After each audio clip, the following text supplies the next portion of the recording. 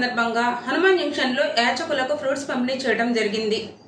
Gannavaram MLA Yarlagadda Venkatrao జన్మదినోత్సవం సందర్భంగా senior journalist Atluri Rajasekhar, కమ్మవారి ఐక్య సేవా సమితి వ్యవస్థాపక అధ్యక్షులు పరుచూరి రామకృష్ణుల సంయుక్త ఆధ్వర్యంలో హనుమాన్ జంక్షన్లో పండ్లు పంపిణీ చేశారు.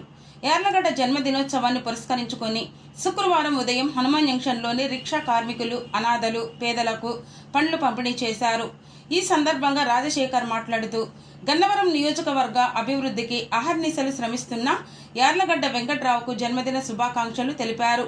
ఆయన మరెన్నో పుట్టినరోజులు జరుపుకోవాలని ఆకాంక్షించారు. పరుచూరి రామకృష్ణ మాట్లాడుతూ గన్నవరం నియోజకవర్గంలో ఇంతకు ముందెన్నడూ లేనంత ఓట్ల మెజార్టీ సాధించిన వెంకట్రావు ప్రజల హృదయాల్లో సుస్థిర స్థానం సాధించారని కొనియాడారు. అవినీతి రహిత పాలన అందిస్తూ గన్నవరం ప్రజల ఆశయాల మేరకు పనిచేస్తున్నారని ప్రశంసించారు. ఈ కార్యక్రమంలో టీడీపీ నాయకులు లింగం శ్రీధర్, పొట్లూరి బెనర్జీ, అక్కినేని గోకుల్, చలమలశెట్టి శ్రీనివాసరావు, అక్కినేని శ్రీనివాస ఫణీంద్ర, రామకృష్ణ తదితరులు పాల్గొన్నారు.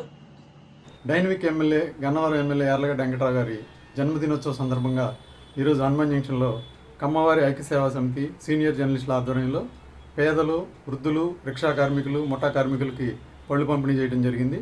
గన్నవరం నియోజకవర్గ అభివృద్ధి జయంగా ఎమ్మెల్యే వెంకట్రావు గారు ఎంతో కష్టపడుతున్నారు. మొన్న వరదలు వచ్చి విజయవాడ, గన్నవరం నియోజకవర్గం అతలాకుతలమైన సమయంలో ఆయన ఎంతో శ్రమపడుతూ వరద బాధితుల సేవలో నిద్రాహారాలు మానేసి దాదాపు 10 రోజులు ఇంటికి కూడా వెళ్లకుండా ఆయన వరద బాధితుల సేవలో పాల్పంచుకున్నారు.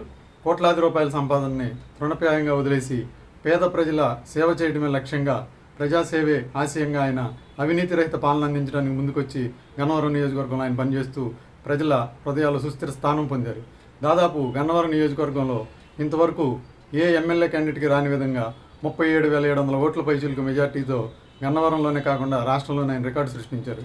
గన్నవరం నియోజకవర్గం ఏర్పడిన తర్వాత ఇదే అత్యధిక మెజార్టీ. ఇక ముందు కూడా ఈ రికార్డుని ఎవరు బ్రేక్ చేసే అవకాశం కూడా లేదు.